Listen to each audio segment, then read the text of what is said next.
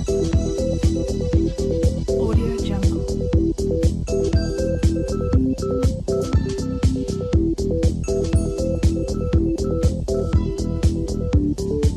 Audio Jungle. Audio Jungle.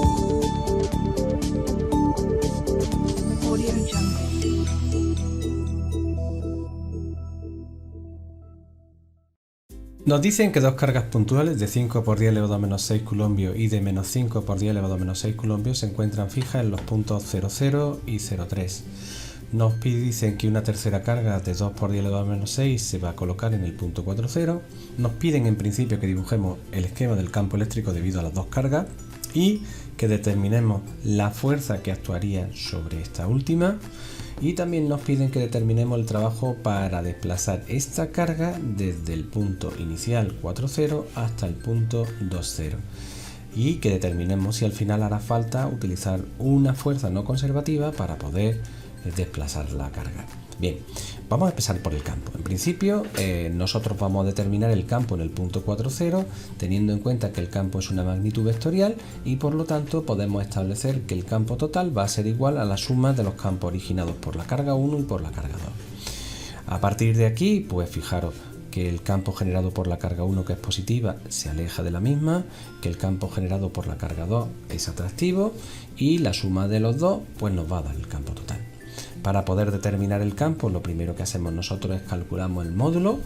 A partir de aquí, la parte importante es tener muy clarito las distancias. Recordar que en el módulo los signos de las cargas no intervienen, ¿vale? Los signos van a aparecer cuando tengamos en cuenta las proyecciones.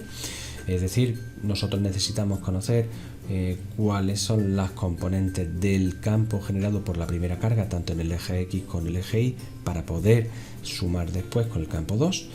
Es importante que nos demos cuenta que, bueno, pues que el campo en el eje solo tiene componente X, que no va a tener componente Y. La razón es que al final forma un ángulo de 0 grados con respecto al eje X. Esto nos lleva a que simplemente vemos que solo tiene componente en el eje X, que coincide su valor con el del módulo. Y sin embargo para el campo 2 pues tendremos que gastar un poquito más de cuidado, puesto que tendremos que calcular la distancia entre el punto 4,0 y el punto 0,3. Para ello utilizamos Pitágoras, ¿vale? Y el signo no lo tenemos en cuenta, puesto que como siempre los signos los vamos a incorporar a través de las proyecciones, y puesto que son las proyecciones las que nos van a permitir saber el signo de cada una de las componentes. Fijaros que el vector campo en el eje X va a ser negativo, mientras que en el eje Y va a ser positivo. El ángulo lo determinamos a través de la dirección del vector de posición. Fijaros que usamos la componente del cateto opuesto, que sigue siendo 3, mientras del 4, y así determinamos como el ángulo es de 36,87.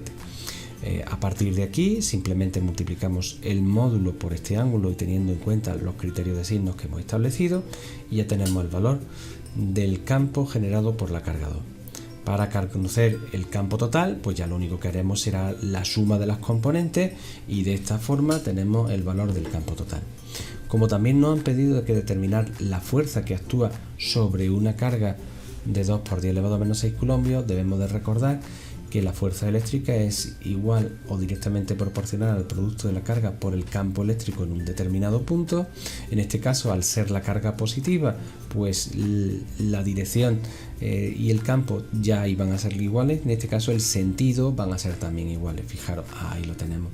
Con lo cual la carga en principio debería de alejarse de este punto con este sentido. Bien, una vez que hemos calculado la fuerza, pues nos vamos al apartado B, que nos piden calcular el trabajo realizado para ir desde el punto 4,0 hasta el punto 2,0. El trabajo realizado por una fuerza conservativa es igual a menos la variación de la energía potencial entre el punto A y el punto B, punto inicial y punto final, y lo único que nosotros tendremos que calcular es cuál es el potencial en el punto A, que ya habíamos calculado las distancias, con lo cual este proceso es relativamente fácil. Aquí sí ya tenemos que tener muy en cuenta las cargas, el signo de las cargas, ¿vale? Puesto que el potencial es un escalar y su valor depende del signo de las cargas. En el punto B tendremos que volver a recalcular, punto final menos punto inicial, como estáis viendo, y volvemos otra vez la misma historia, punto final menos punto inicial, 2 menos 0, 0 menos 3, y como vemos, el potencial en el punto B es mucho mayor que en el punto A. Ya solo nos quedará sustituir en la expresión del trabajo. Es muy importante tener mucho cuidado con los criterios de signos. Como hemos dicho, la variación de potencial es positiva, ¿vale? Al tratarse de una carga positiva, que es lo que queremos mover, pues entonces el trabajo nos va a salir negativo, y esto lo que nos indica es que el proceso no es espontáneo y por tanto tendremos que utilizar una fuerza externa para poder realizar el trabajo de llevar una carga positiva desde el punto 4,0 hasta el punto 2,0.